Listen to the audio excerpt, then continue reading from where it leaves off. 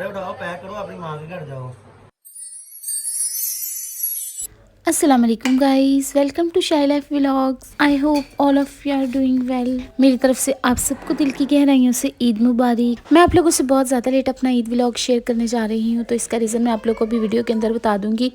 आज ईद का पहला दिन है और मैं सुबह 5 बजे उठ गई हूँ क्योंकि हमारे घर बहुत ज़्यादा गेस्ट आए हुए हैं, तो मैं दूध बॉयल कर रही हूँ क्योंकि आज हम फ्यूनियों का नाश्ता करने वाले हैं। 29 रोज़े को मेरी मदर इन लॉ को पैरालिसिस यानी फालज हो गया था, जिसकी वजह से हम लोगों ने बिल्कुल भी ईद सेलिब्रेट नहीं की क्योंकि डॉक्टर्स ने हमें बहुत ज़्यादा डिसअपॉइंट कर दिया था। दूध बॉयल होने के लिए रख दिया है, सुबह के 5 बज गए हैं। तो ये देखिए मेरी मदर इन लॉ सोई हुई हैं।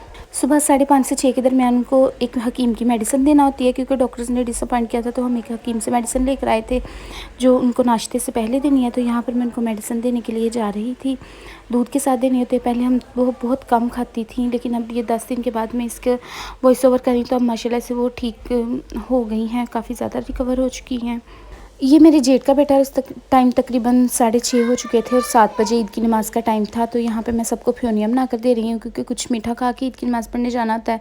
सब ने बोला कि हमें थोड़ी सी बना दें, बाकी वो हम आकर खाएंगे। सुबह के 7 बजे माशाल्लाह से हमारा UPS भी उड़ गया था, तो सारे घर में अंधेरा ही अंधेरा हो गया था और लाइट भी चली गई थी। सबको मैंने नाश्ता दे दिया और अम्मी के नाश्ते का भी टाइम हो गया है, तो स्टार्ट में हम जस्ट उनको दलिया वगैरह ही दे रहे थे। ये इंस्टेंट दलिया है जो बहुत जल्दी बन जाता है, यानी कि 10 मिनट के अंदर बन जाता है और हम इजीली फ्रेश किसी भी पेशेंट को दे सकते हैं। तो जब से अम्मी बीमार हुई, अम्मी की इतनी ज़्यादा फ्रेंड्स है कि हमारे घर हर वक्त कोई ना कोई आया ही रहता है उनका अहवाल पूछने के लिए। जैसे ही सुबह होती है तो कोई ना कोई आ जाता है। तो आज ये 3rd डे था। फर्स्ट डे तो सारा दिन हमने हॉस्पिटल में स्पेंड किया था, तो बहुत लेट हम 11 बजे घर आए थे। नेक्स्ट डे हम साथ ही उनको हकीम के पास ले गए थे, यानी कि 30वें रोज़े को, तो काफ़ी रिकवर कर रही हैं। और ये हमारे घर सुबह सुबह फिर गेस्ट आ गए हैं। नायरा क्या कर रही है? वाओ, नायरा का न्यू मेकअप है। कौन लेके आया था नायरा के लिए? तकरीबन 8 बजे ही मैंने पुराने कपड़े पहना के अपने बच्चों को रेडी कर दिए थे क्योंकि हमें चांद रात को कपड़े लाने थे और उससे पहले ही मेरी मदर इन लॉ बीमार हो गई थी। तो ये मेरी नंद की बेटी थी, मैंने इसकी भी वीडियो बना ली। उसके बाद मैं कब्रिस्तान आ गई क्योंकि मेरे पापा की डेथ के बाद ये फर्स्ट ईद थी, सो मैं जाना था। मेरी मम्मा और मेरी सिस्टर ऑलरेडी जा चुकी हैं और मुझे बहुत लेट हो गया था घर में सब गेस्ट वगैरह को नाश्ता करवाते हुए। कई जब पहले भी किसी भी रिलेटिव वगैरह में किसी की डेथ होती थी या फिर कई जानने वाले की, तो मैं सोचती थी देखो ड्रामा कर रहे हैं, ईद सेलिब्रेट नहीं कर रहे। और वैसे तो इतनी किसी की शादियों में तैयार होकर चले जाते हैं यहाँ वहाँ, लेकिन बट ट्रूली कि जब इंसान पे अपना ये टाइम आता है तो उसे पता लगता है कि उसका दिल ही नहीं करता। उसको पुरानी लास्ट ईद पे जो उसने अपने अपनों के साथ टाइम स्पेंड किया होता है उसको बहुत अच्छे से याद आने लगता है और वो बिल्कुल भी उसका दिल से ही सेलिब्रेट करने को दिल नहीं करता। तो आप लोग देख सकते हैं कि मेरी मम्मा और सिस्टर पहले ही वहाँ पे मौजूद थी, तो यहाँ पर मैं आके पानी छिड़का रही हूँ और हम उनके लिए कुछ पढ़ सकते हैं, कुछ दुआ कर सकते हैं और हम उनको कुछ भी नहीं दे सकते। जबकि हमारे अपने हमेशा के लिए चले जाते हैं, तभी एहसास होता है कि वो हमारे लिए कितनी बड़ी नेमत थे। गाइस आप लोग भी प्लीज़ मेरे पापा के लिए दुआ करें कि अल्लाह ताला उनकी कब्र को जन्नत के बाग बनाए और उनको जन्नत में जगह दे, आमीन। और यहाँ पे मैं घर वापस आ चुकी थी। मुझे काफ़ी कॉल्स आ रही थी कि घर पे मेरे बच्चे रो रहे थे, मैं उनको घर छोड़ कर गई थी। मैं और मेरे जेठ का बेटा रमज़ान से पहले सेम वेट थे और हमने बेट लगाई थी कि वेट कम करेंगे और उसका ये देखें 3 kg कम हो गया है।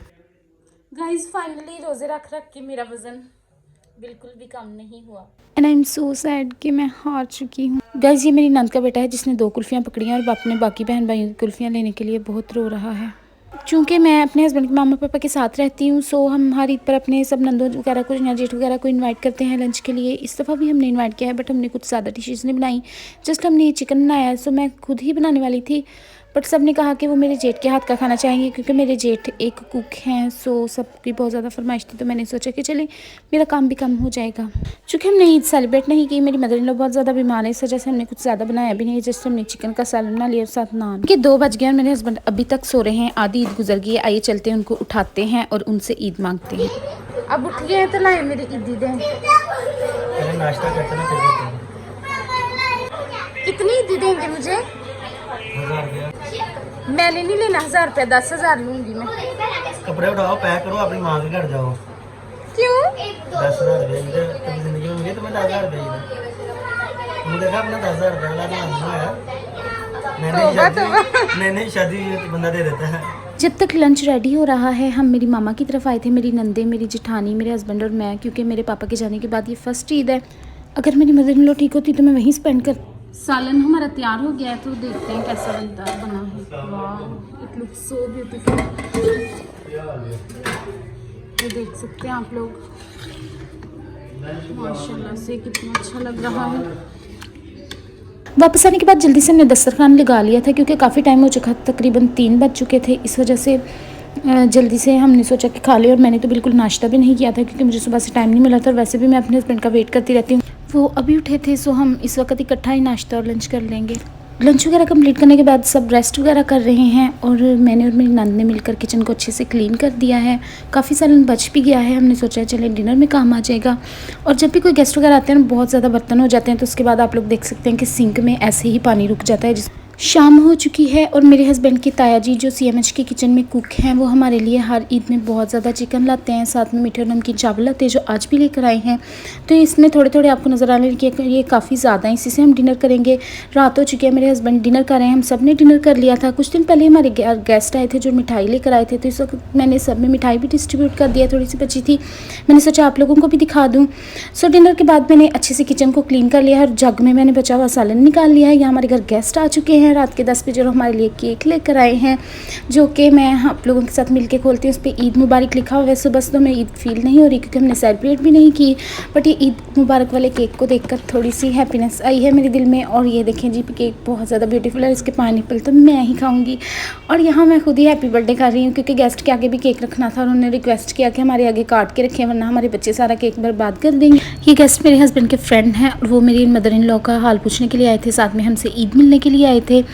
तो यहाँ पर मैं उनको केक देने के बाद खुद भी प्लेट में थोड़ा सा डाल के खा रही हूँ, क्योंकि घर में बहुत ज़्यादा गेस्ट हैं, इसलिए मैंने सोचा कि बाद में मुझे मिले ना मिले, इससे पहले ही मैं जल्दी से अपना हिस्सा खा लेती हूँ, क्योंकि मुझे केक बहुत ज़्यादा पसंद है। I can not compromise with it. Guest हमारे तकरीबन 11 बजे चले गए थे, उसके बाद हमें सबको दोबारा भूख लग चुकी थी, तो मैं यहाँ पर फीडर बना रही थी। उसके बाद हमने चावलों में थोड़ा सा ये सालन डाल के खाया, तो और सबके खाने के बाद दोबारा से हमारी शाम को किचन का बहुत बुरा हाल हो चुका है, जो कि आप अभी देखने वाले हैं, क्योंकि जब घर में गेस्ट आए तो कभी भी इंसान का किचन साफ़ नहीं रह सकता। फाइनली गाइस रात के 3 बज चुके हैं, सब सो चुके हैं और इंतज़ार की घड़ियां ख़त्म हो गई हैं। मुझे मिलने जा रही है ईद, सब सो गए हैं, जस्ट मेरी नंद की बेटी और मेरे एक जेठ जाग रहे हैं, एंड हम जाग रहे हैं। और ये लोडेड फ्राइज़ हैं जो मैं फ़र्स्ट टाइम ट्राई करने जा रही हूँ।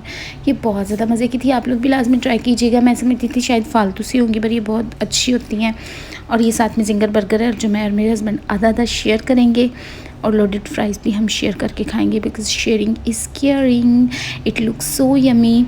और यहाँ पर आप लोग जाइएगा मत, क्योंकि मुझे ईद मिलने वाली है, और देखते हैं कि मेरे हस्बैंड मुझे कितनी ईद देते हैं। रात के 3 बज गए हैं, बट अभी तक भी मेरे हस्बैंड गाइस मुझे ईद मिलने से पहले जल्दी मुझे कमेंट्स में बताएं कि मुझे कितनी ईद मिलने वाली है, गेस करें। गाइस सुबह से ईद मांग रही हूँ, 12 बज गया, अब दूसरा दिन शुरू हो गया, अभी तक मुझे ईद नहीं मिली। दूसरे दिन ईद का आ गया, अब दे दें मुझे ईद। इतने कंजूस भी नहीं होना चाहिए इंसान को। फाइनली गाइस इंतज़ार की घड़ियाँ ख़त्म हो गई हैं और मुझे ईद मिलने जा रही है, तो देखते हैं मेरे हस्बैंड कितने पैसे गिन रहे हैं। और नहीं पड़ा है मेरे हस्बैंड का हौसला, देख लें जेब में रख लिए हैं। चलिए अब जल्दी से मुझे दे भी दें।